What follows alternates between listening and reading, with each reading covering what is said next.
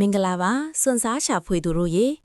ဒီနေ့မှာတော့ကျွန်တော်တို့ဟာတဲကန်တရရဲ့တင်ပေါ်တွေလို့အများကခေါ်ဝေါ်ကြတဲ့ကလားအောက်တွေရဲ့စိတ်ဝင်စားစရာကောင်းတဲ့ကမာကြီးကိုလေ့လာသွားမှာဖြစ်ပါတယ်ဒီထူးခြားတဲ့တရိษံတွေဟာကဘာပေါ်ကအစိုးရဆုံးပတ်ဝန်းကျင်အချို့မှာရှင်သန်လှိုင်ဖို့အကန့်ဆုံးလိုက်လော်ညီထွေဖြစ်နေကြပါတယ်ကလားအောက်တွေကိုဘာကဒီလောက်ထူးခြားစေတယ်လဲဆိုတာကိုရှာဖွေကြည့်ကြရအောင်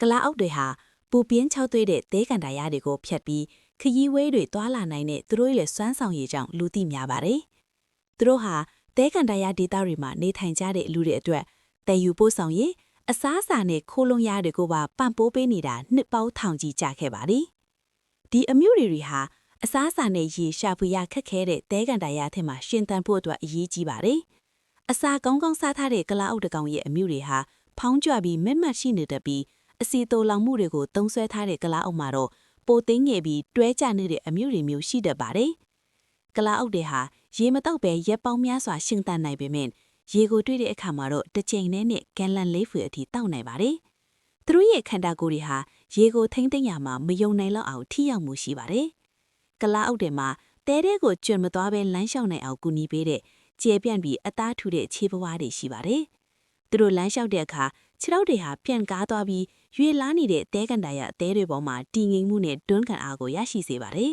။ကလားအုပ်တွေဟာအပင်စားသတ္တဝါတွေဖြစ်ကြပါတယ်။တဲကန်တရထဲမှာသူတို့ဟာခြောက်သွေးတွေမြက်ပင်တွေတိရွက်တွေနဲ့စူးရှိတဲ့အပင်တွေကိုတောင်စားသုံးကြပါတယ်။သူတို့ရဲ့မာကျောတဲ့ပါးစပ်တွေဟာတဲကန်တရအပင်တွေရဲ့ကြမ်းတမ်းတဲ့အသွင်အပြင်ကိုခံနိုင်ရရှိပါတယ်။ကလားအုပ်တွေမှာတဲကန်တရထဲမှာရှင်သန်နိုင်မှုကူညီပေးတဲ့တခြားသောလိုက်လော်ညီချွေမှုတွေလည်းရှိပါသေးတယ်။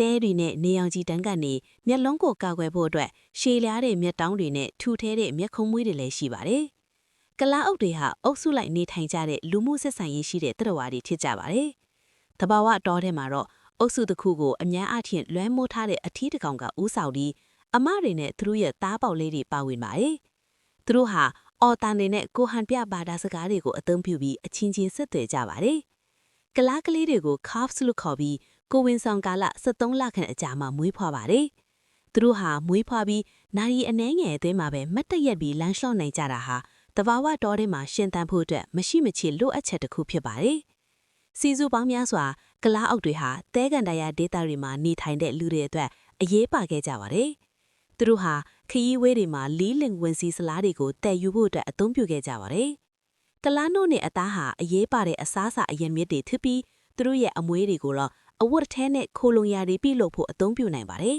။ယဉ်ကျေးမှုများစွာမှာကလားအုပ်တွေဟာနေ့စဉ်ဘဝရဲ့မရှိမဖြစ်အစိတ်အပိုင်းတစ်ခုဖြစ်နေရှိနေပါသေးတယ်။ပွဲလန်းတဖုံတွေပြိုင်ပွဲတွေနဲ့ရိုးရိုးအခမ်းအနားတွေမှာသူတို့ကိုထည့်သွင်းခြင်းပကြပြီးလူမှုအတိုင်းဝိုင်းအတွက်သူတို့ရဲ့အရေးပါမှုကိုပေါ်လင်းစေပါတယ်။ဤကုန်းကျော်အနေနဲ့ကလားအုပ်တွေဟာအစိုးရဆုံးပတ်ဝန်းကျင်တွေမှာရှင်သန်ကြီးထွားနိုင်အောင်လိုက်လော်ညီထွေဖြစ်နေတဲ့တကယ့်ကိုထူးခြားတဲ့သတ္တဝါတွေဖြစ်ပါတယ်။